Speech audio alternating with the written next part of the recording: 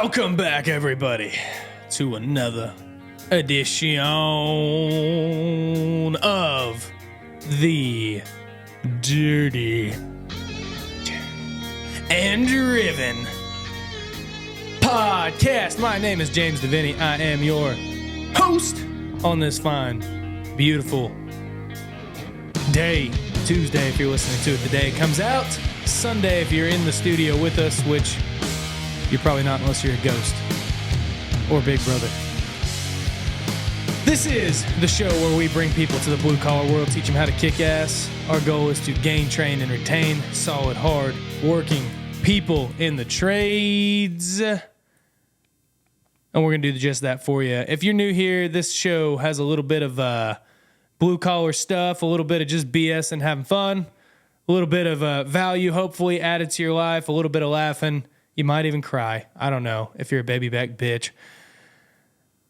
Today, as always, I'm joined by the Coors drinking, Coors wearing, green hat wearing, Apple Watch wearing,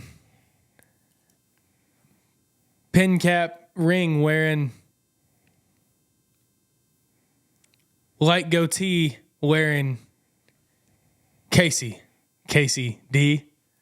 Dude, I had a plan the other day, dude. We all have $1 million ideas, right? That's what Damon John says from Shark Tank. I think what it is. Everyone has $1 million idea. It's just seeing it to fruition, right? Mm-hmm. You know, yeah, it's a great idea, but fuck, you got to apply yourself and see it, to the ending. I was going to get me jet black just for men and paint my goatee and come in here just jet black as all I can be and not let you know. I thought it would have been the most hilarious thing, dude.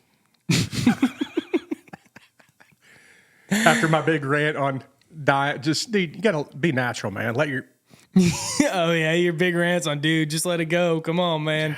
Embrace the age. Yeah, man. It's something else. That would have been fucking hilarious.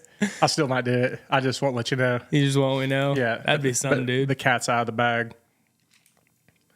Just, it's like whenever you see a picture of someone that's always cleanly shaven, but like you see a picture of them with a crazy beard from some past life of theirs, and you're like, who's that guy? Yeah, or the vice versa. So we have to have a fit test out at work once a year. We're part of the, the emergency rescue program to where we have to be fit for full face respirators. Yeah. And so the only thing you can legitimately have for it to make a good seal on your face is a mustache. Mm. So we can grow out our beards where we're at all year long. It's stupid. We can grow it out all year long, but when it comes time to do our test, we have to shave, right? So I don't know if I told you before, but my grandkids, man, I wear this stuff to hopefully hide my gobbler because I've been eating like an asshole lately, Oh, yeah. Oh, dude. I mean, But anyway, once a year, dude, we have to shave it. And you talking about scaring the kids when you don't warn them that you're getting ready to shave your face.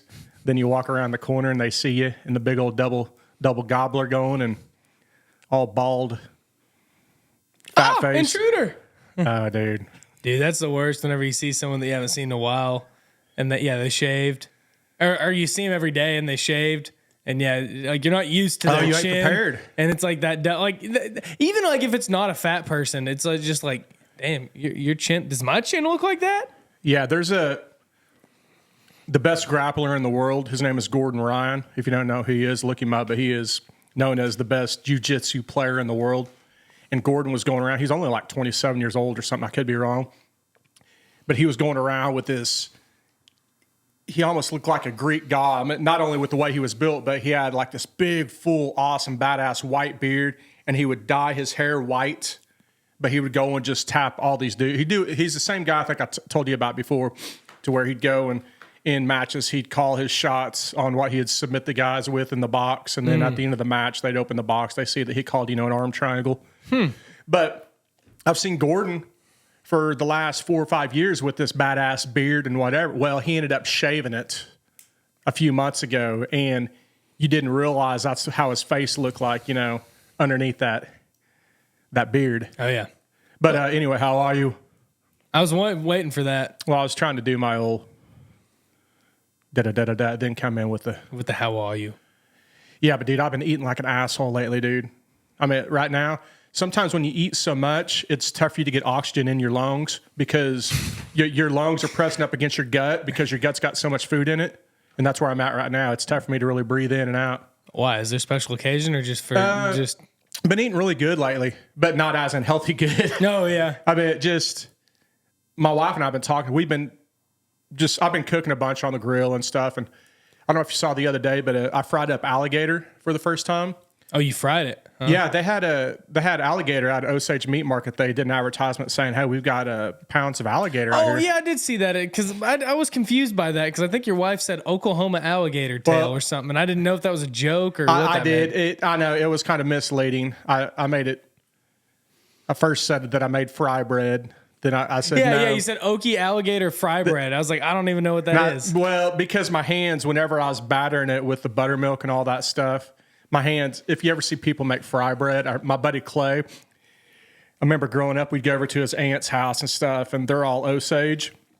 And she would make the fry bread and get into the whiskey and stuff. And dude, it'd be a 3 or 4 or 5 hour ordeal. Yeah. And with all the flour and everything and the batter on your hand, and she'd be like, she'd have flour on her face and on her ears and stuff and half drunk because of the whiskey. And that's kind of where I was. I was having some drinks and I had all the batter all over so I tried to I'd made it look like I was making fry bread. But anyway, I'd titled it was misleading, but I said Arkansas River alligator. Oh. But still, it could have been, you could have thought it was, anyway, it was alligator that I bought from the meat market. Dude, it was amazing, man. It wasn't like the alligator. I mean, they probably came off the alligator tail, but they were chunks of meat. But I cubed them up in nice cubes to where they were kind of consistently fried. Yeah. But I bought me a small fat fryer or whatever you call them, and got a recipe off the internet. Mm-hmm. I soaked them in buttermilk and Slap Your Mama. Have you ever heard of Slap Your Mama? Oh, yeah. That and the Frank's Red Hot. Oh, yeah. Put that shit on everything. You know that commercial? Mm-hmm. I've never tried it. That stuff's good, man. So anyway, I let it marinate for a little bit. Then I did the old, man, I had my setup good to where it was double battered. Oh, to yeah. Where you have to. It had the buttermilk and all that to where it was marinated in it already. So it already had a nice thick just buttermilk, right? Mm-hmm. But when I take it out, I'd put it in my flour and my Slap Your Mama. I'd get it real good. Then I'd go back into my already buttermilk marinade. Mm-hmm. Then I'd do one more flour time. Then I would set it on. I get it prepared for my fryer. Oh, dude. It was great, man. Oh, I bet, dude. Alligator tail, it's hard to beat. Yeah. It's hard to beat. I love alligator tail. It came out to about $20 a pound, which when it comes down to it, you get you decent ribeyes and stuff. That's how much it's going to cost, $15 to $20 a pound for. Yeah, and I mean, dude, how often do you get to do that? Not often. You know what I mean? So Yeah. like in our area, I'm sure there's somebody in Louisiana listening, being like, hell, dude, that's Tuesday lunch for me, you know? But where we're from, you don't see a lot of alligator for sale. Kind of like I got some lobster tails that I'm cooking up tomorrow, and I'm excited about. Now, were they cheap? No. But that's okay, because it's our anniversary. It's like, how often do you get lobster tail in Oklahoma? Very rarely. So Is tomorrow your anniversary? yeah. So it'll be yesterday whenever this comes out then. Yesterday tomorrow as of now, and yesterday as of the listeners. Man, it's tough doing the old mental math on the days when we record and Yeah. when they actually come out. It is. It Reminds me of Who's on First. Did you ever hear Who's on First? Yes, I know who's on first. That's what are you And talking what's on about? second? I don't know who's on third. That's what we're here to find out today. who you talking about? The first baseman? Who? The guy on first. That's what I'm saying. Dude, the amount of times my wife and I do like a accidental who's on first base, like we'll start like I'm trying to think of the most recent example. It just happened the other day, and we did it, and she goes, "What is this? Who's on first?" We were both talking about like the same thing, but it just wasn't clicking. Yeah, another one kind of like that was on Airplane. You ever see Airplane? Oh, I love Airplane. And don't call me Shirley. Yeah. What's your vector, Victor? We've got Clarence. Clarence. Roger. Huh? Roger was Kareem Abdul-Jabbar. My dad says you don't hustle up and down the court Are you Kareem Abdul-Jabbar? No. No, I'm Roger. Now, my dad says you don't have. Listen here, kid. You try going up against Bill Walton up and down the court for 40 minutes. Excuse me, I speak jive. Remember that? Give me some slack, Jack. Yeah, my phrase out of whack. It's got these brothers that are sweating, talking their jive, and no one can understand them. But then Miss Cleaver comes up and she knows how to speak their language. Speaks jive. Dude, that's one of the best movies ever. I love it. Yeah. Shirley, there's something you can do. There's nothing I can do. And quit calling me Shirley. Surely you can't be serious. I am serious, and don't call me Shirley. I think that's one of the funniest movies ever made. Just sucks that, I don't think you can make that movie nowadays. You could, and I think if you listen to the Andy Frisella, same old, the pendulum is swinging back. So You should make the movies like that. there's starting to be enough kind of alternative avenues people can go to where they can do that type of stuff. I was just like, Johnny, you ever seen a grown man naked? Was it? You ever watch old, not Viking videos, old Roman video? You never fell flat. Fell flat. It happens, dude. No, you ever been to a Turkish prison? That was it. Oh, yeah. Yeah, he just kept asking. No, you ever seen gladiator movies, old gladiator movies? Because Yeah. he was hitting at the old. Yeah. Yeah, he just kept getting worse and worse every time he Yeah. asked him. That's it. Dude, Airplane's such a good movie. Such a good movie. No, I was holding something for earlier. You said you're playing at Back to Size this weekend. Yeah. Well, I used to go to Size when it was younger, and Size obviously was from even back then, an old man named Cy. Wait, so the same bar used to be Size? Yes. And then because it was Spanky's Pub for a while. Yeah, and then yeah, and Marcus now it's back to Size because Yes. it was Size. Size, Okay, yeah, I see, old I man see. named Cy. I see. And I always wondered why it was called really that. kick-ass guy, man. Dude, they lived in the back. Anyway, it had an old jukebox on the wall, and one of the songs that he would always play is this. Have you ever heard the Woodpecker song? I don't know.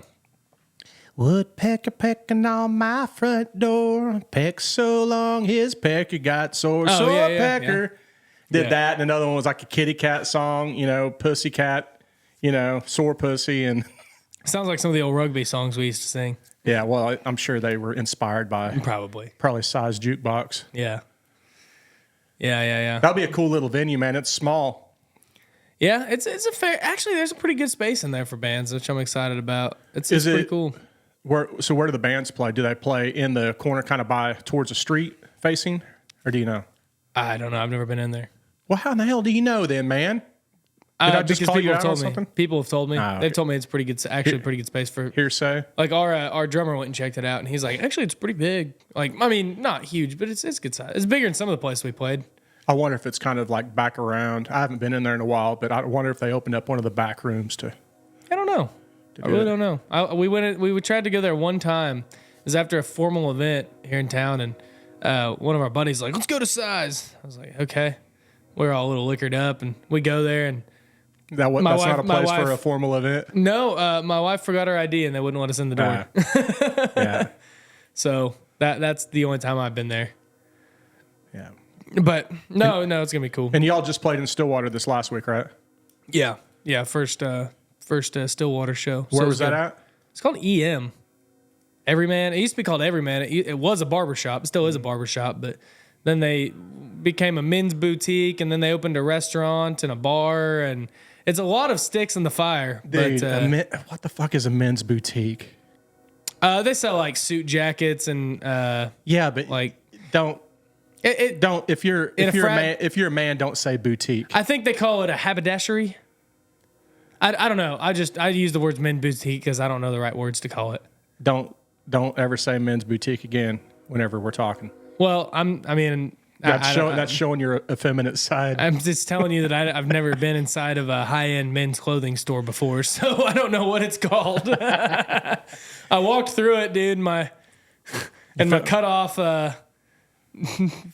What was I wearing? I think I was wearing a cut off I Heart Hot Mom shirt. So I mean, I wasn't exactly just dripping with style walking through this store. You're wearing your assless chaps Yeah. while you're walking through. Oh yeah, no, it was a cool store, but it was an awesome venue, cool venue. So it was fun to play at. But yeah. Oh shoot, man. It's been a wild week, you know. It's been I don't know about for you, but I I've seen behind the curtain on a lot of things, and by behind the curtain I mean I've been talking to a lot of politicians of all things. It's funny that Wednesday that we played in Stillwater. Before that, I was at the state capitol all day. I had a meeting with the lieutenant governor of Oklahoma, several like senators, congressmen, and other like executive directors of different areas of Oklahoma. And then like that same night, I was out there playing, dive bar, playing the bass, stuff like that. I was like, this is very fitting of my life. Well, that's good, man. And then the next day, back on the construction site. But what do they call that? Not a chameleon, a Renaissance man, maybe? Maybe. Kind of a man of many. I don't know about hats, but just many. Yeah. I mean, it's interesting, So you had a personal meeting with them, or were you part of a group that had a meeting with them? A small group. Really? Yeah. Was it the City of Ponca City group? Mm-hmm. Like chamber group or what? Yeah. But I mean, dude, yeah, a lot of one-on-one talk with them, and it's interesting to talk to these guys. I know I'm sprinkling this in there because I know you like to talk politics. Oh yeah, I'm ready. I already got some stuff on deck. So I figured I was like, this is actually kind of interesting. For one, I sat in. One of the things we did while we were there is we sat in on a House of Representatives meeting, or not meeting, but session. Where they're voting on stuff. I think that squandered just about all interest I ever had of running for like a House of Representatives. It's not that I've ever been real interested in it, but as a House of Representatives position, I was like, this is like watching paint dry, them passing all these bills and stuff. Yeah. Oh, it was tough. Did you go to Boise State? No, I didn't. Well, I did, and I got a little bit of taste of that going there. I didn't quite understand it, but yeah. But what would make it worth it is whenever you're getting some money in your pocket from people that want you to vote one way or the other, then you can start sitting in there for the boring sessions. And there's definitely some, there's definitely people there like waiting just to hear like what one bill said and, stuff like that. And, it's interesting. I mean, cause like I know our local our senator for our area, and then like one of our representatives, I've known him my whole life, he's a cool dude and I love him, dude. Tattoos, smokes, hangs out, drinks beer with the guys kind of thing. He's a good dude. But, seeing him in a formal setting wearing a suit and all that for me is kind of funny. But, no, dude, it was just real interesting to kind of peel that back a little bit. One, understand politics better because, like, it's easy to cast your 1,000-foot net from, looking at Facebook and shit like that, and, the news and, what the hell. But to talk to the people who are actually doing the shit and understand how the system works a little better. Yeah. Was pretty interesting, and peel back the curtain and then ask, like, dude, that's what was cool about that meeting I had with the lieutenant governor was like, we were point blank asking. I mean, he just was like, he kind of talked about some initiatives and things they're pushing on right now. Mm-hmm. And then he was like, pretty much said, I've got 45 minutes. Ask me whatever the hell you want to ask. And like, we were just firing at him, just asking questions. And I mean, and first of all, I mean, I'm not really a guy to endorse a politician one way or the other, but he's a sharp dude. I mean, he didn't really give any political leaning one way or the other, but just kind of, this is why we're doing what we're doing. This is what we think. And I mean, it was pretty cool to be a part of, or just to ask him some of these harder questions and just get the real answer. None of the answers were political bullshit, which was nice. But, I don't know, just understanding that whole process a little better and kind of seeing how sometimes it's easy to cast that net from Facebook, like these guys are fucking idiots and this and that and the other, but actually kind of seeing behind the curtain a little bit, it's kind of cool, I guess. Yeah. I still don't want to run for office anytime soon, though. Well, I think a lot of them go in with good intentions, but then whenever the old timers are sitting there saying, all right, dude, if you really want to make it here, this is how it goes. Yeah. Remember who your donors are. You start going the wrong way, then. Well, I think it's important to, like, I think that my biggest thing to say to this is, like, it's an election year, right? Or as one person corrected me the other day, it's an election season. A lot of people feel like their votes don't count. And I would say I get it as far as, like, the federal side, the presidential side, and all that. And this kind of leads into the actual topic I want to talk about today. But a lot of people think that I'm just a drop in the bucket. But it's still important to go be a part of that stuff and to talk to your senators or your congressmen, send them an email or give them a phone call to their office. And that was one thing that they said is they were like, look, man, if you see a bill or something that you don't agree with, call our office and tell us how you feel. And one of the senators was telling us a story about it was they abolished a grocery tax in Oklahoma. I don't know if you heard about that. And that's recent. It's very recent. Yeah. Like it goes into effect in August. It hasn't gone into effect yet.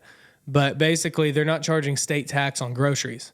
And like one guy said, oh, I was kind of against it because like whenever you did a certain kind of math, like there was a form of it before the final revision. But basically, it was like it'll save Oklahomans $30 a year. And he goes, this is hardly even worth messing with. You know what I mean? And then he goes, but there was this one bill that was kind of proposed, a revised version. He says, I still didn't love the wording of it, but he goes, I had one mother. She emailed me and she said, I'm a single mother and this is how much I spend on groceries every week, blah, blah, blah. And if you take away, if you abolish this tax, then you're saving me, it was like $500 or $600 a year in taxes. And he goes, dude, that right there, worth it. And he goes, that swapped my vote from no to yes, because she emailed me. She took the time. She said, this is how much money you're saving me as a single mom. And I really am in favor of this. And he goes, that fought my vote right there. So you're not as small as you think. You know what I mean? Like you do have say, and you do, like, they do listen to you. Some of them don't, but some of them do, especially on the state level. And even if you get smaller and smaller, like when it comes to government, the smallest form of government's your family, right? Your family unit. The second, then you can get up to like your neighborhood if you have an HOA. A lot of people don't, especially where we're at or in rural areas. I'd hate to be in an HOA. Did you see that recent video? The doorbell video of the HOA police, the head of it. They came and knocked on the dude's door, and it was a Ring video. And it was, I assume the husband and the wife, but they were the heads of the HOA. And they're like, yes, we know you're in there, but it specifically says in the HOA that nobody after once it gets dark can stay at a residence. And there were vehicles here last night. There were vehicles parked in the street, and you are in violation of, just one of the stupid rules of HOAs. Dude, those big like Texas HOAs, fuck that. God damn. My in-laws are in one, and it was just stupid. Like you get some guy that's a president and stuff. But that's where, dude, I mean, again, that's where like a vote matters. Like if you don't go to your HOA meeting and you don't vote, then you get the fucking crazy Richard down the street. Yeah. Yeah, I hear what you're saying. I mean, same with like city council, dude. Do you know how many people voted in our most recent city council election? No. There's 25,000 people in Ponca City. I think 17,000 something registered voters in Ponca. It was like 600 people voted. Okay, did you vote? I was out of town that day, so I didn't. Okay. But I'm just saying. Okay. Did your wife vote? She's not a U.S. citizen, so she can't. Yes. Always make an excuse. Dude, and a lot of that stuff, unless if you follow politics and follow your local, I mean, you don't know that. Dude, I didn't realize that was up for vote. And sometimes I think that they don't, a lot of times, here's my conspiratorial mind, but if I was the one making the bills, knowing that it might be a hokey dokey bill, I wouldn't put it on all the avenues for advertising stuff. I'd kind of keep it hush hush because I wouldn't want the people to come out here and vote against what I'm putting out there. They don't. So a lot of times you'll see like state questions, they go out for vote years that there's not like a governor race. Yeah. So that way you're not there like voting for the governor anyways. You're voting, so that way that you get less people to show up. And they need to. I remember when the YMCA was going in out here, they lumped it in with building, what's the auditorium where they do the orchestra and all the stuff now at the high school? The concert hall? Yeah. They lumped the YMCA, which is a nonprofit that the city of Ponca City was pretty much going to fund with their tax, some half-cent tax for however many years. They lumped it with 2 or 3 other different deals, did a lot of little pork barrel politics, but they called it this. They called it the COVID Relief Fund or COVID Relief Package, which COVID relief of the I'm giving you a smart ass example. They labeled it this, right? Trying to get through this over here. Well, it didn't work. Well, they put it on the next bill and they packaged it a little different. Then they got it in. What I'm saying is I wish they would do line item voting to where it'd be, We are voting on this. It's all on one page. It's not hidden in page 17,326 to where then you find out where it's at. The same crap with the way the government does with the COVID relief package, which however $100 billion worth of that package it was, only 17 billion, I'm just making up a number here, of actually COVID relief, which you can't even guarantee those numbers are going to go to help people. Only 17 billion out of the 100 billion was actually going to COVID, but they put that big COVID name on it, and they got all of these other things passed under the old umbrella of COVID. Well, it's kind of like the infrastructure bill. I mean, the infrastructure bill, like I talked to a lot of politicians. I heard a U.S. senator speak about it that was one of ours here in Oklahoma, James Lankford, and he was pretty opposed to it because he's turned into something. Because it was just bullshit. I mean, there's so much bullshit in it, and there was a lot. I mean, and I talked to a lot of the state guys, but here's the thing. They might be voting no against it and talking shit about it, but also there's still a lot of money in there for your state for this stuff. That's what I'm saying. So that's still like, yeah, I'm going to vote no, but like also I'm kind of secretly hoping that it passes. So that way, like I'm not mad that it passes because like as an American, yeah, I'm mad, but also as a senator of this area, I want this many hundreds of millions or billions of dollars to go to my state to build more roads, So it's funny, man. It's funny how seeing behind the curtain this last week was just interesting to see how it all really works because and they'll even tell you like, yeah, sometimes there's bills that I wouldn't normally vote yes on, but this guy comes to me and says, I'll give you a vote on your bill if you give me a vote on my bill. And there's some of that back scratching going on. So like, this senator says, well, I want this bill to pass and hey, will you vote on this? Oh yeah, sure, man. If you vote on this. And it's like, I don't really love that. And it's like, well, I don't really love yours, but do you want yours to pass? I scratch my back, you scratch yours kind of thing. Well, see, political, I'd like to think that my opinion mattered if I reached out to my representative, right? Mm-hmm. Y'all have equal representation no matter who you are, what walk of life you are. Well, I'm a peon, right?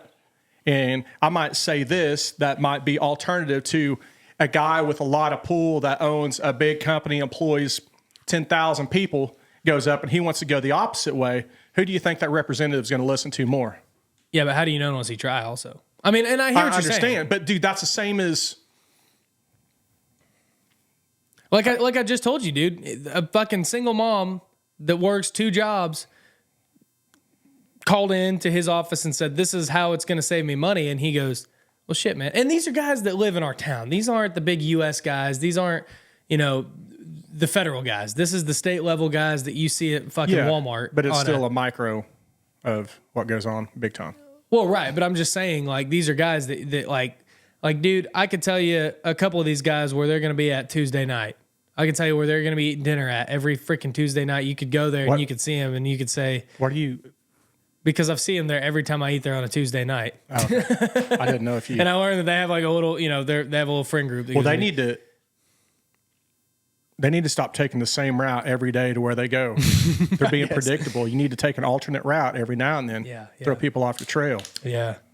No, dude, it's interesting. But I mean, just coming up like election years and stuff like that, because I've heard so many people say like, I don't even want to vote because I don't want to vote for Trump or Biden. Well, there's a lot of other shit on that ballot. And so I think it's important to still go because there is local and there's state stuff that you can vote on. And well, look, your votes might get manipulated one way or the other on the big stuff, but there's still a lot of small stuff that it counts. Yeah. And I know everybody's vote counts the same, but still, let's say that I research it like no other and I know all the ins and outs of all the bills and all the candidates, and I'm very knowledgeable on everything. Somebody that comes in that doesn't know shit, they just check whether it's red or blue, and they totally negate all of the intelligence that I had on it. You know what I mean? Yeah, I mean, and you're going to have that, and that's why it's democracy, right? They have the freedom to do that. Yeah, and then they're going to shut down polling places in the swing states at midnight and pull down the curtains and bring in pallets full of ballots and screw up the whole thing. Yep. Well, dude, so the topic today is pallets full of ballots. Pallets full of ballots. No, I told you I'd dump it on you. So look, what my point of all this is, and I just was talking about that. I didn't know this was going to be our transition, but I just was talking about the. I don't say transition because that's they're talking about there's a lot of trans things out there. Yeah, people transitioning from one appendage to no appendage. Yeah. I don't think it's vice versa very much. I'm not quite sure. I don't keep up with that. What's it called when you're looking for a different word? And Synonym? yeah. So what's a synonym for transition? Swing. Don't say swing either. We're going to swing over here. Had to ask. All right. Anyway, Anyways, transitioning. dude, I don't know. I don't remember 6th grade vocabulary class. Transitioning. I thought I had you with synonym. I didn't know that there was going to be a follow-up question. So, all right, dude. So I heard a good little spiel the other day. So the first thing I'm going to hit you with is people complain about traffic, right? Dude, are you talking about the same deal? Well, I'm just saying people complain about traffic. Okay, yes. But you don't. They say I'm stuck in traffic. Right. But you're not really stuck in traffic. You are traffic. You hear what I'm saying? Yeah, you don't. You park in the driveway and you drive in the parkway. That's not what I was saying. It's kind of the same thing. They both have to do with cars, I guess. No, dude. So people complain about society all the time, right? But this is my kind of call to action. Like last week we had a thought-provoking episode, and this week I want to give a thought-provoking episode. People want to complain about society all the time, but I see people that are kind of deadbeats that complain about society. They always want to blame it on everybody else. But again, back to the whole thing about like, you know, you've been made to feel like a drop in the bucket, especially the last few years.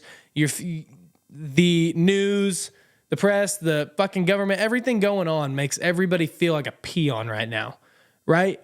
But we can complain about society all we want, but it's just like the traffic. We're not stuck in traffic. We are traffic. We're not. If you complain about having a shitty society, well, guess what? You're part of society.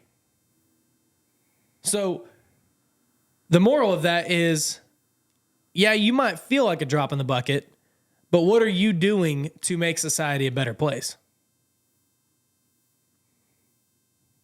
Does that make sense? I got you. Cool. Those people that are shitty people have just as equal rights to be shitty as the so-called do-gooders. Sure. You know what I mean? Sure. I mean, everybody's not perfect. So you know? my opinion matters just as much as a guy that employs 10,000 people, right? Exactly. Well, I mean, guess what, dude? So here's where I'm getting with that. You can't have do-gooders, super duper do-gooders without shitty no do-gooder, right? You know what I mean? Right. But if everybody starts giving up and they say, fuck it, dude, and then everybody starts getting lazier and pieces of shit. Dude, COVID did that to a lot of people. There's a lot of people that were good contributing members of society. Then COVID came around, they started working from home, or they lost their job, got laid off, or they stopped going to the gym and then they never got back into it. Like, there was a lot of people that just became fucking lazy pieces of shit. You know, they just laid around, started drinking more. I mean, dude, I know a lot of people that were fit and in shape before 2020. And then after 2020, I mean, dude, now a lot of them are, they drink a lot. They don't watch anything that they eat. They're just out of shape. They're just different people, man. You don't see them at the same kind of functions. They don't have the same kind of energy they used to have. It's like, it just knocked them out. Now, part of that has to do with your mental health too, but like, it degraded society to a point where I'm trying to say, like, look, you can complain about society all you want, okay? And you have the right to complain about society, sure. But what are you doing to contribute and make it better? If you improve yourself, if I improve me improving makes the people around me want to do better. My wife improving makes the people around her want to do better. So if I'm improving and it's making my wife want to improve and she's improving, it's making me want to improve. All right, great, net positive, right? Now people are looking at us and they're saying, you know, our friends and stuff like that, they're going, hey man, you know, I'm getting back in some of these better habits, hopefully. Not everybody, but a lot of people start doing it and it starts kind of just being a good example and kicking it off. We don't have kids, but if we had kids, it would be a good example for our kids and so on and so forth. So you can sit here and you can complain about society, but what are you doing to contribute to it? Are you a business owner? If you're a business owner, let's say you own a construction company. Last week we talked about raising the standard, right? That was our topic. We discussed how you have to raise the standard, you have to make people hit that standard and meet your standard. And if they don't hit the standard and meet your standard, then weed them out and find people that do. Well, guess what? When you own a company that raises people, I posted that on social media. And we got a lot of comments on TikTok and stuff like that was like, why are we treating work like a relationship? Well, guess what, dude? If you have low standards in your company, in your construction company, it's going to fall apart. And a lot of people have not been taught high standards. So you have to change it. And if you change the culture in your company and you start upgrading and making it a better place, even if you don't own the company, even if you're just being a good influence on the crew that you're in, you're going to start weeding out the shitheads, right? You're going to start weeding out the bad people. You're going to start growing the good people, or there's going to be shitheads that turn into great people because they realize there's a standard and I have to meet it if I want to stay here. And that's kind of what we have to start doing to clean this up. The government ain't going to save us. The president ain't going to save us. I don't care if whoever gets in office. It doesn't matter. It's not going to get any better unless you as an individual get better and bring those up around you.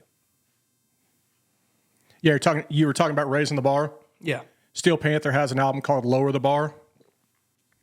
I just wanted to throw that out there. What is the moral of that album? I think you can figure it out. Tune in, listen to it, download it. Yes, we're all responsible for hopefully ourselves and our well-being. We spoke about it before. Surround yourself with hopefully better people that you look up to, that hopefully you can get a little bit of that rub and grow. What's that?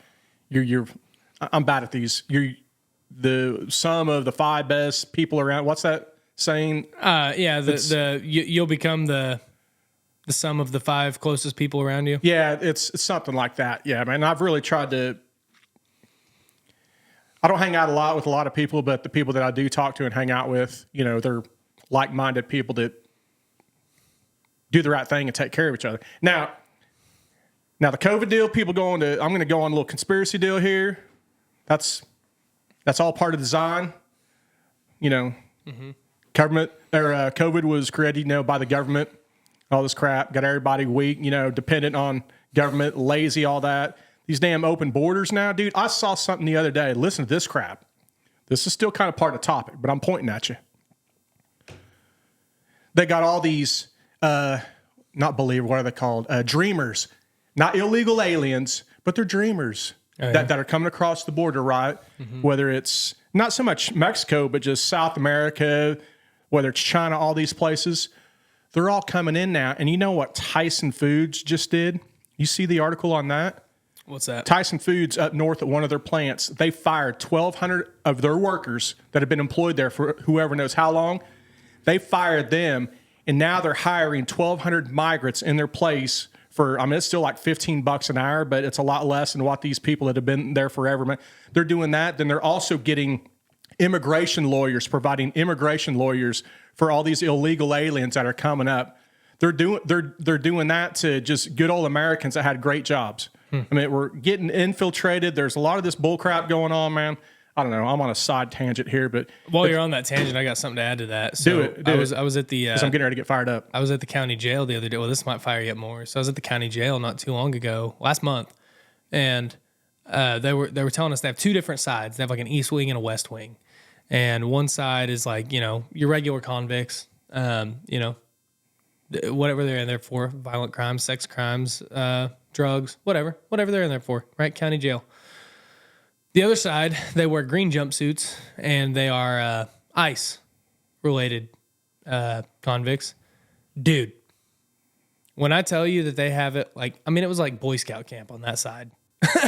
They get so much money for each ICE inmate, and they don't have to be locked down certain hours. They don't have to be, I think that they had to, change their food standards. They had to change their healthcare standards. These people get unlimited minutes on the phone, international calling versus the regular inmates only get so much, way higher standards of prison living for those people versus your regular inmates. Yeah, and don't tell me that's because they get so, and the only reason they do it is because they get like they probably couldn't afford to run that prison had they not taken that program. dude, it's big business, and I'm sure those prisons help fund the people who are down there at state level, passing certain bills. Mm-hmm. That's the same as whenever COVID came around, and they were getting money for putting people on ventilators, and people that ended up getting on ventilators it was almost 100% fucking death when they got put on ventilators, because a ventilator COVID death was worth, I can make up a number, but it was at least worth like $30,000 or $60,000 for a ventilator death. Yeah.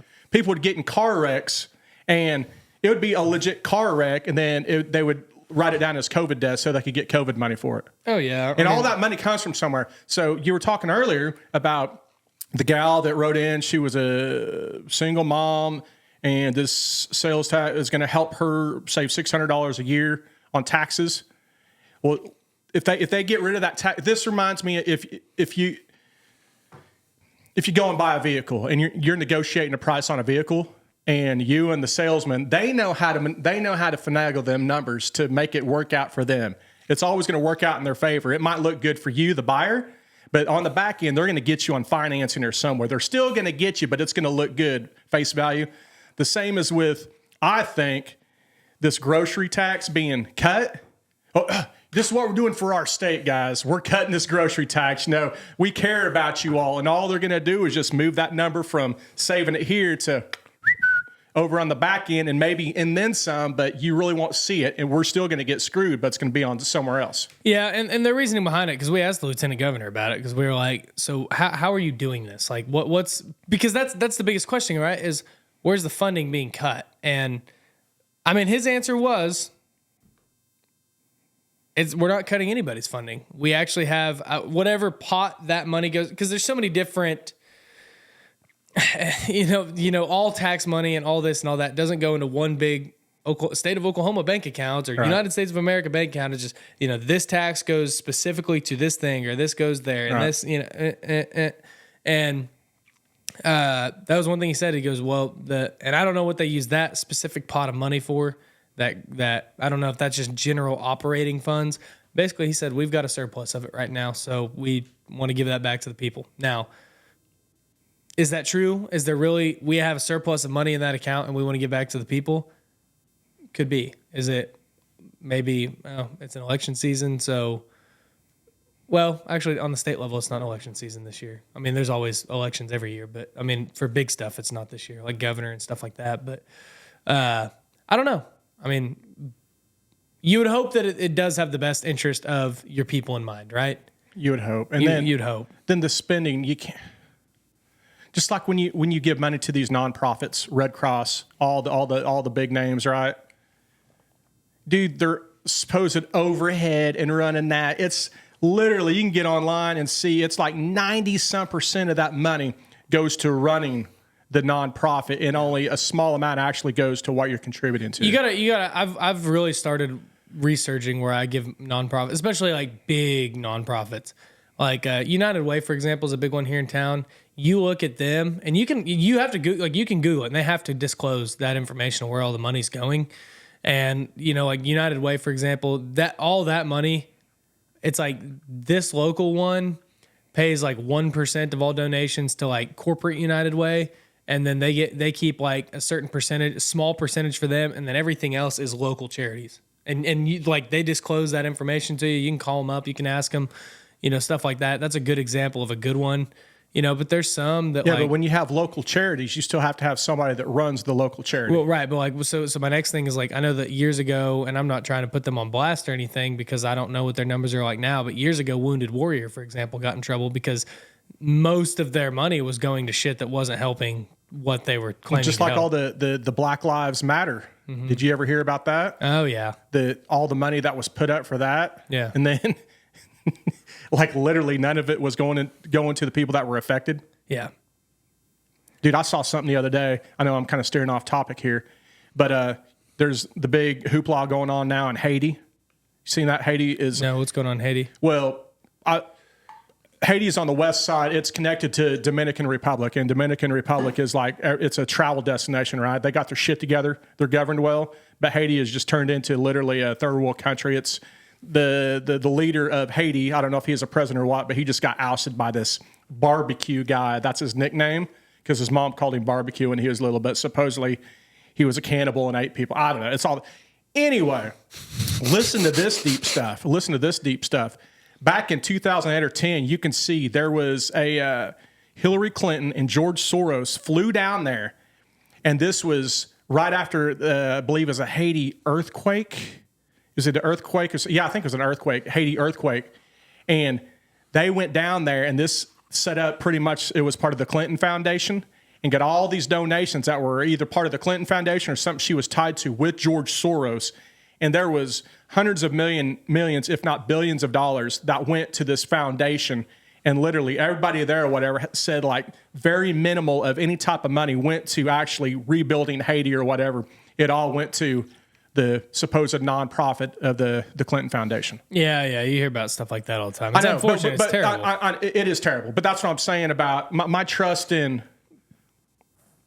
Well, that's why you have to look. I mean, so yeah, look. I know. Look, but then my trust in, you hope that with your taxes that are being paid are going to actually.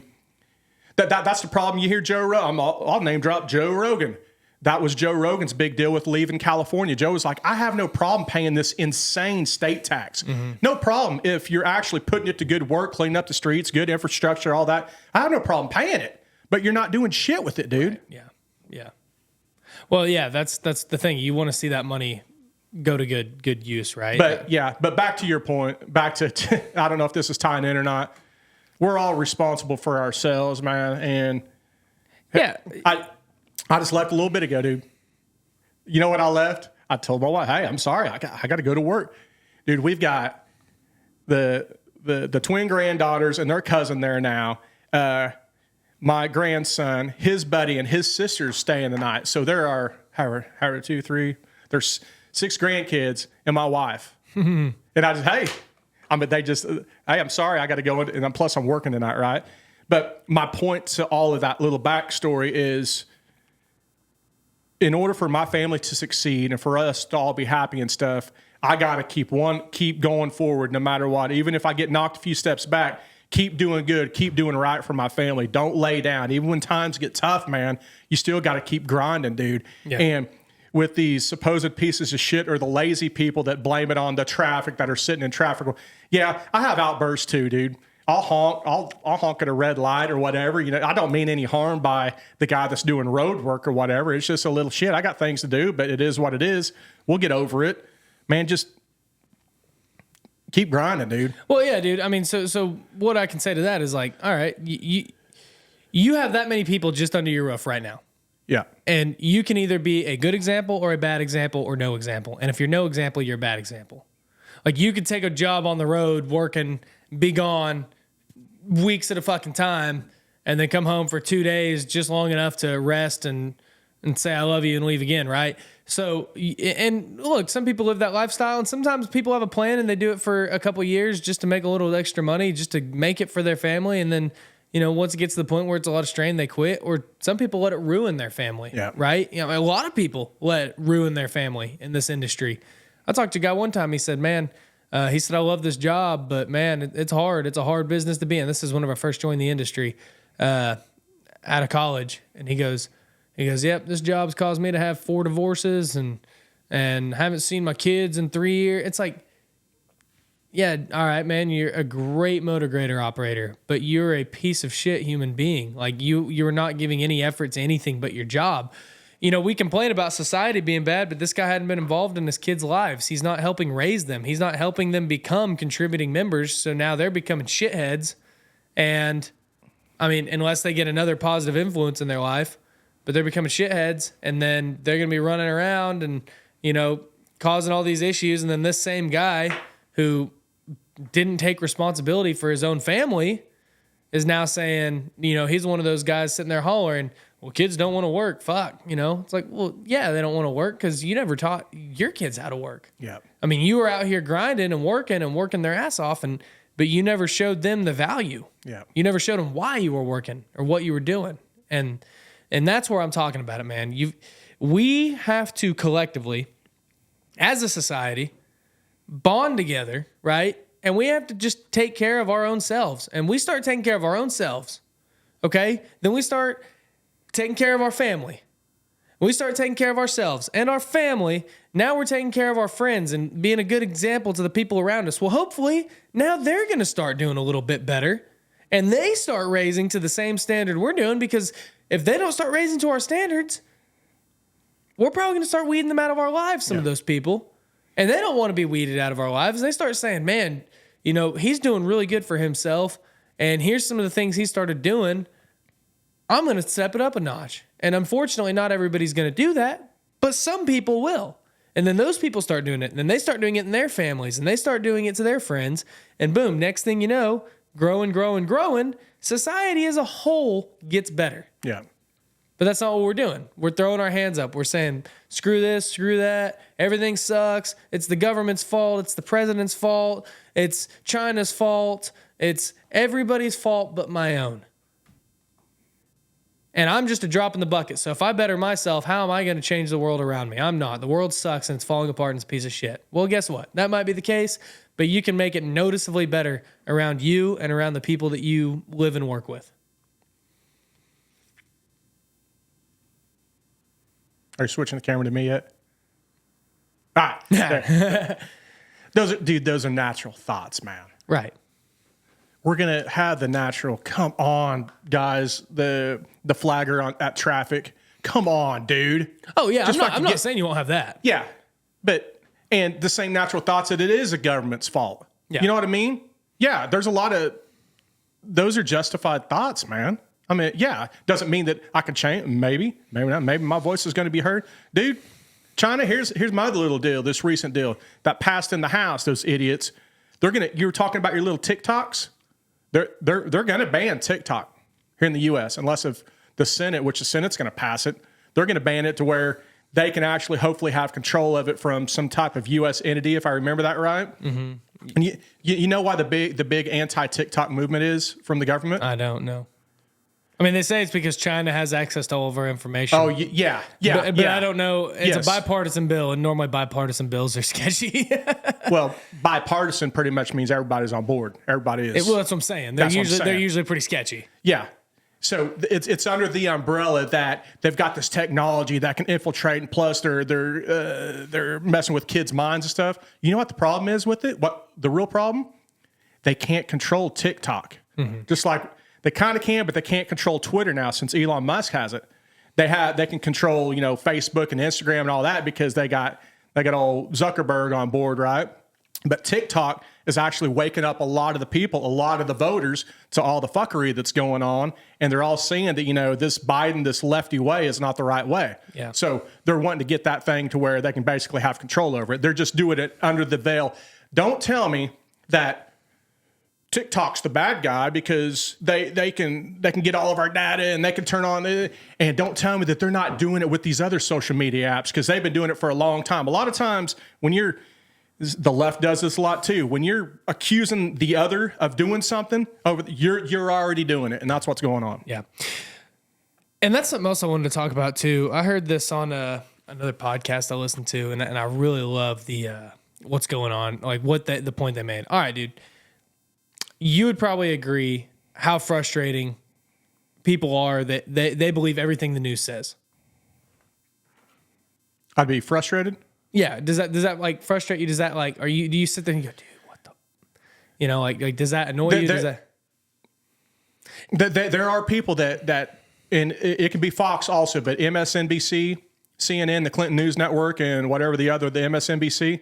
Dude, they believe that is the Bible. They don't look at anything else, what they're being told. But You have to have common sense. Well, what I'm saying is there's two types of people right now. Well, there's not two, there's three. But I see two types a lot. I see the people that, and I know both these people. I do. I know people that still, they see something on the news and they believe every last word of it. Every last word. They do not question it. They do not doubt it. And that's people on both sides of the aisle, left and right. They still watch their news network that they've watched since 1962, whenever it first came out, and they were doing fireside chats with Teddy Roosevelt. I like when you do your old person like racist or the South's going to rise again. You went into that same mode. Yeah. And then you have, but okay, yeah, those people are frustrated because you can't talk to them. This is what the news said, and this is the Bible. This is what it said. This is truth. This is gospel.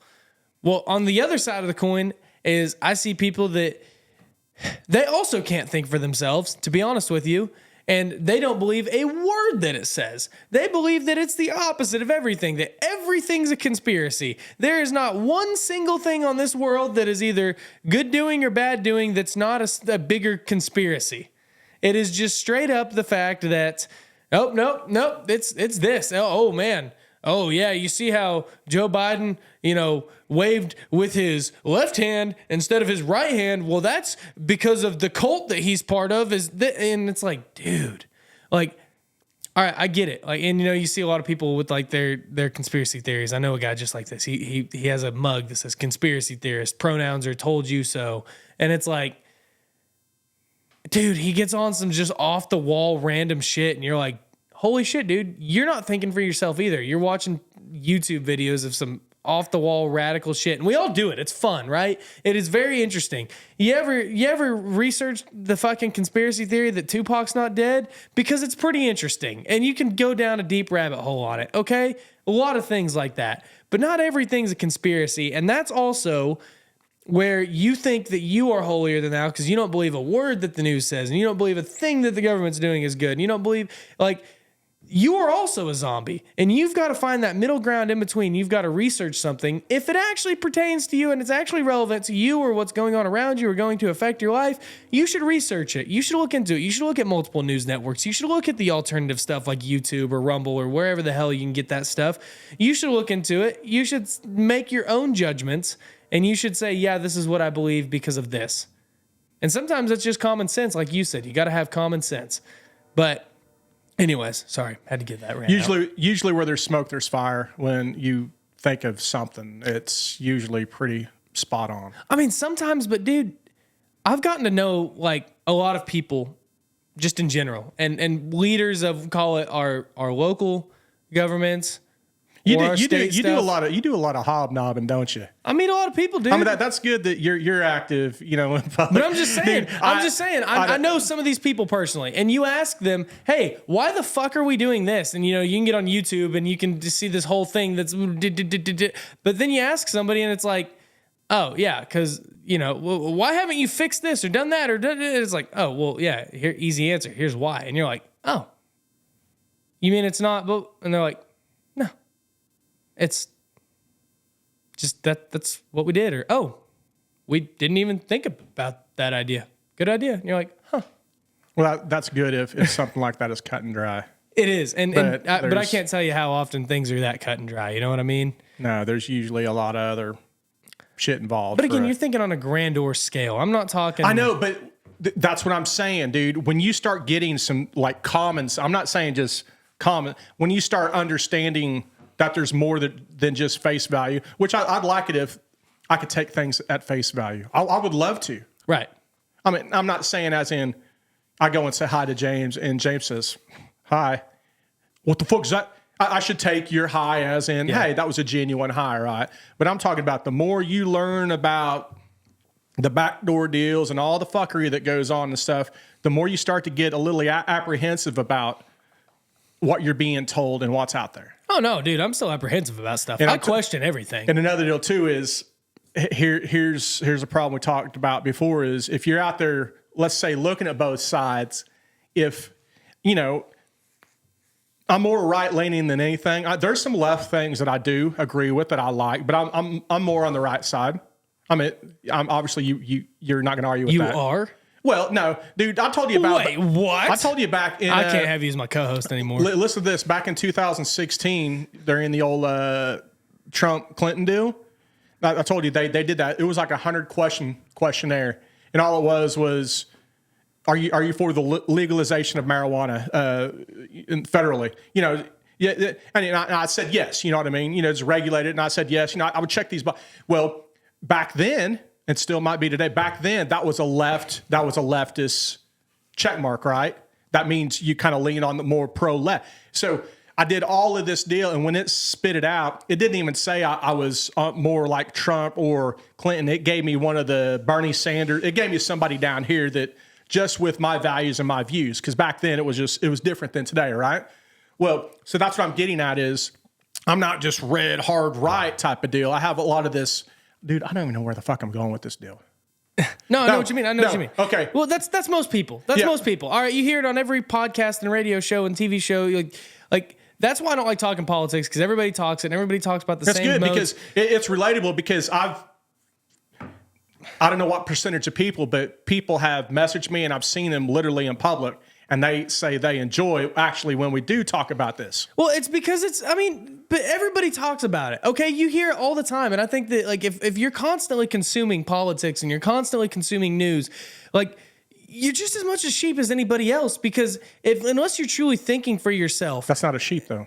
If you're consuming it, you can consume it, but then you could make your own opinions. Okay, I mean, fair point. But it's just like I've just started realizing that, like, dude, so many podcasts that go on politically, and so many, like, even some of the ones that you and I talk about a lot, they just start talking about the same shit over and over. You listen to it on the radio. It's like, how is this helping? Okay, that's why I had today's topic. All right. Yes, we're talking about politics, but I want to tie it up with that bow of, look, man, this shit, we can talk about how bad it is and how dumb the fucking government is. And we can talk about how stupid all these politicians are. And we can talk about how shady things are and backdoor deals and insider trading and the border and this and that and the other. But unless you focus on yourself and quit waiting for somebody to come and save you, quit waiting for Donald Trump to come and save you. Easy. You're not going to see any difference unless you make these own changes in your life. I think we'd have a better chance being saved by him than old Sleepy Joe. I mean, look, dude, you need a strong leader at the front. But again, ultimately, what's he going to do? Like, okay, better taxes, better allocation of spending. Okay, great. That's awesome. We need that. Yeah. Sure, we need that. But that's not going to affect me on a personal level. Joe Biden being in office has affected me very little on a personal level. And I deal with federal contracts all the time, all right? And there's shit that I could complain about all day long. I could complain about how now, if it's a federal contract, you've got to meet a 12% DBE goal. Do you know what that means? No. So a DBE is a disadvantaged business enterprise. I thought it was Duns and Bradstreet. Hell, I don't know. Hey, you surprised I knew that? Yeah. Hey. Do you know your Duns and Bradstreet number? No. All right. So DB is disadvantaged business enterprise. That's somebody whose I think you just made up that acronym. Is I can show you a fucking contract I'm bidding on this week. See, now you're getting pissed off. So now you're showing emotion for dealing. Seeing mean. You just need to. I'm just telling you, dude. I'm just telling you. Like, it affects me because now it's a 12% goal, what used to be a 4% goal. All right, we're about to bid an overlay job. All right, overlay. All it is lay asphalt and stripe. Well, you've got to find 12% to hire out, okay, a subcontract out to a disadvantaged business enterprise, Indian-owned, woman-owned, black-owned, something of the sort, okay, that qualifies as a disadvantaged business enterprise under the federal law. And you have to find 12% of that contract. So that means you either have to lower your portion, your profit margins to hit it, or you have to find enough people to contract out your striping, your guardrail, or whatever. Well, in this area, there's not a lot of people who can do that. So it's a very difficult thing. It used to be like 4 or 5%. And I was like, okay, yeah, we can do that. Well, these federal contracts have had a personal effect on my life because now I have to try a lot harder to bid jobs and get work because we have to meet these goals and these requirements that are set forth by federal requirements. Environmental laws. There's a lot more environmental stuff coming our way in the asphalt industry that we have to start being prepared for that is a pain in the dick. All right? There's a lot of stuff and it affects me personally. But what I'm getting at, my point before I got fired up here, was Joe Biden being president hasn't made that big of a difference on my life. I mean, there's a few things that it's like, yeah, this is happening now and it really freaking sucks and it's a pain in my ass. But overall, my quality of life has not changed at all because I've chosen to upgrade myself. Are my taxes higher? Probably. Do I pay more on them? Yeah, probably. Does that suck? Yeah. But overall, I am focusing on myself and I'm focusing on my family and those close to me. And I don't care who's in office, who's in the White House. You know, I'm still going to continue to vote and hopefully get the best people in. I'm still going to talk about things and bring things to the surface that need to be in there. But overall, unless you are taking initiative in your own life, it is never going to get better for you. Nobody is coming to save you. And well, I think you said it best whenever you said the leader Joe Biden or the leader Donald Trump isn't going to save you. That you need to be a leader for your household. It starts there, right? Yeah. You need to be a leader. And like we spoke before, the old airplane analogy. If you're on the airplane and you totally lose cabin pressure and all of them little masks drop, before you try saving the whole damn plane, even though you're still in the air, that's kind of weird. Before you start trying to throw everybody out the, you got to put that mask on first. You got to give yourself oxygen and save yourself first. You got to take care of your body and your health first before you can actually take care of everybody else around you. That's true, man. So if you're flying on a Boeing jet this year, you better be prepared to put your mask on first. So there you go. You're lowering your standards, right? The equity and all that crap, inclusion, they're lowering their standards, and then doors are starting to fly off these airplanes, and the standards are being lower because you're hiring in people that aren't the top ass kickers for your job. Right. Oh yeah, I see what you're saying. Yeah. So great to get the 12% or whatever for your highway federal jobs, right? That's great. That's great, right? Mm-hmm. But hopefully they are whoever it is to check that box are ass kickers. Yeah. Hopefully. What if they ain't ass kickers and you need to get the job done? You're going to hire the subpar ass kickers, right? Oh, we've done it. That's what I'm saying, to check the box, but you don't have the ass kick. If you have an NBA team, right? You want the best. Yeah. I want... You want the best. I want the brothers that can dunk and make and us get a championship, right? Yeah. You know what I mean? And I don't want. Yeah, you don't want Kyle. Yeah. You want. Yeah. I don't want 4'9" Kyle from Boise State or something. Yeah, coming out. Well, federal government says you got to come out there. But dude, hey, y'all want that money from the. Dude, and that's how it is too. I mean, you can show certain efforts of like good faith effort and stuff on these contracts, all that. But there's a lot of stuff, dude. If it's a federal contract, they look at it and they say, hey, you got to meet these requirements. And if you can't meet these requirements, you don't get the work. And I mean, sometimes, all right, you're the only bidder. All right, here's my good faith efforts. We really tried. We sent letters to all these people. We couldn't get the right quotes. We couldn't meet this goal this outrageous goal you gave us of subcontracted work to these types of companies.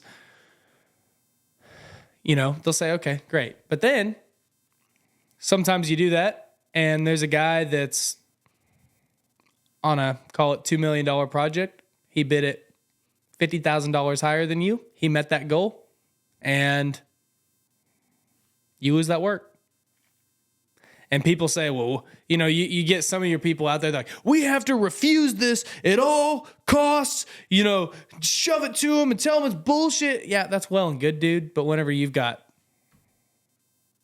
30 employees that are depending on you getting work to eat and have a job, sometimes you have to bend your knee. Yep. And that's tough. That's the same That's as a tough position to be in. Where I'm at, big Fortune whatever company. And when you got the people who manage trillions and trillions of dollars of all the world's money, the BlackRocks and the Vanguards, and when they push these initiatives down, if you don't fall in line, then you don't have access to that money, and they'll dock you for it. They'll hurt you one way or the other. Hard. That's the reason why we have these months and these checking boxes and all that crap instead of just ass kickers. Yeah. Yeah, and that's what they want. And then checking boxes and stuff, those people get promoted way quicker than the ass kickers that are actually getting the shit done, dude. Yeah. And that's the sad part. That's the hard part. That's the real part. I mean, that is the part where it starts to affect you in your life and, you know, it's not quite as cut and dry as that. But I bet that there's a lot of people in the industry, in the construction industry, in the road and bridge industry that don't realize that are just out there running a machine or whatever, that don't realize how much federal regulations going on their job because they're not in the office, you know? Like if you read these contracts and you look at it and some of the stuff that your project managers and other office staff are having to do, the paperwork they have to fill out, the things that they're trying to make it happen to do this job to where you don't get shut down. If you don't fill out the right piece of paperwork, dude, they dock you hard. Yeah. I mean, and it's real, and they come at you and they want to hurt you. And yeah, it's tough. Yeah. It's tough. I mean, I've learned a lot about that, especially in the last couple of years. So, man, I know we got to wrap up. You got to get to work. You got your Coors Banquet Party Time shirt on, I'm going to be rolling in with my Coors shirt on. smoking a cigarette. Come on, just get rid of me. Come on. Come on. Do it. Wrongful termination. Just because I rolled up in this shirt. Come on. It's a right to work state, man. They can fire you for anything they want. I'll turn it inside out before I get out of my truck. For real? Fuck No, you're gonna go. Is anyone else even gonna be in there? Yeah. Yeah, it's kind of like, I talked the other day about tagging, Oh yeah, Sorry. I mean you'll high five that guy. Yeah, and I'm he relieving leaves. a guy that's on shift. He's been there since the same time this morning. Relieving him. Yeah. 12-hour shift. Yeah. So that's the only guy you'll see though. Yeah. Yeah. Yeah. You don't have like upper So- management coming see at that? you. Oh, you got your alarm. It's quiet.